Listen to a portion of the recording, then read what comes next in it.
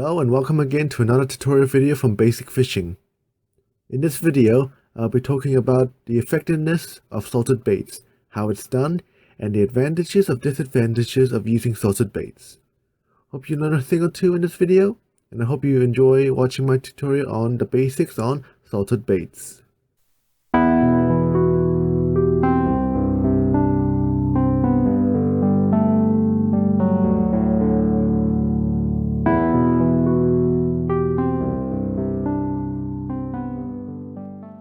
Bait is really important when fishing, and you really want to use the best quality bait as possible.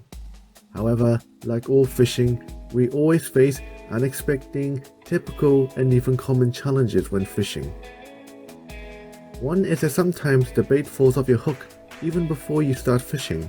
Two is that the bait is so soft that it ends up being stripped in minutes. And sometimes it's difficult to use a bait that has already been thawed out, because after refreezing again, the bait will simply get softer.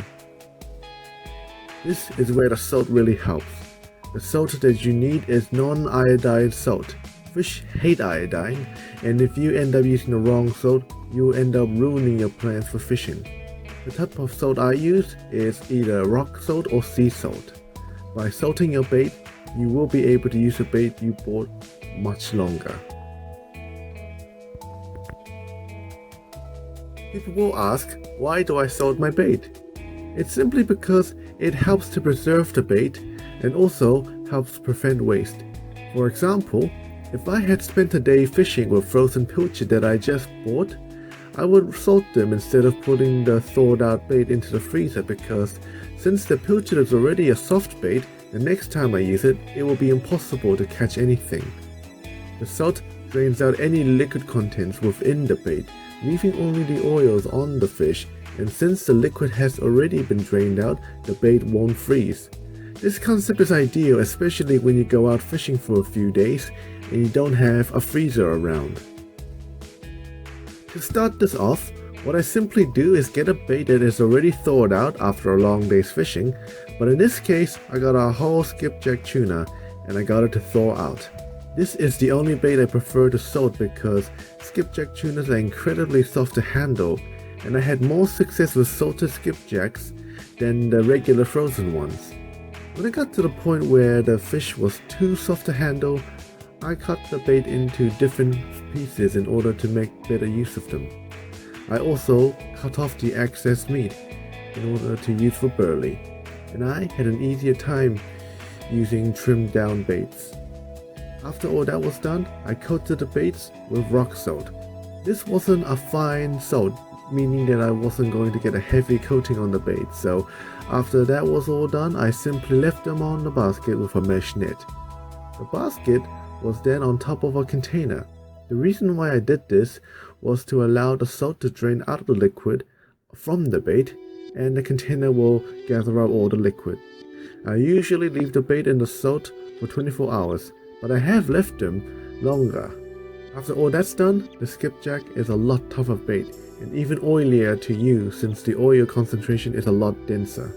To show you a better example, I did the exact same thing I did with the skipjack tuna with the mullet. Since the mullet was already a tough bait, this made it a lot tougher to use. By salting your bait, not only will you find it a lot easier to bait your hook up, but also small pickers will find it really difficult to strip your bait completely.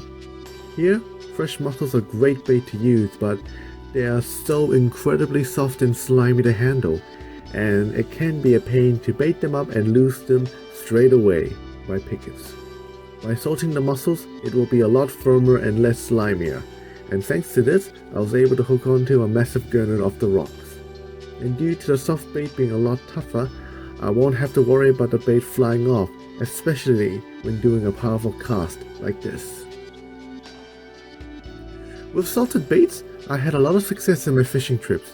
In fact, nearly 90% of the fish I caught in my channel were all using salted baits. I also salt different types of bait to give me a bit of a variety whenever I go fishing, and this helps me to target any species that I wish to catch. Thank you for watching this video, and if you're interested in watching my other tutorial videos, please check them out. Click here or click in the link in the description below. Again, thank you for watching, and I hope to see you next time.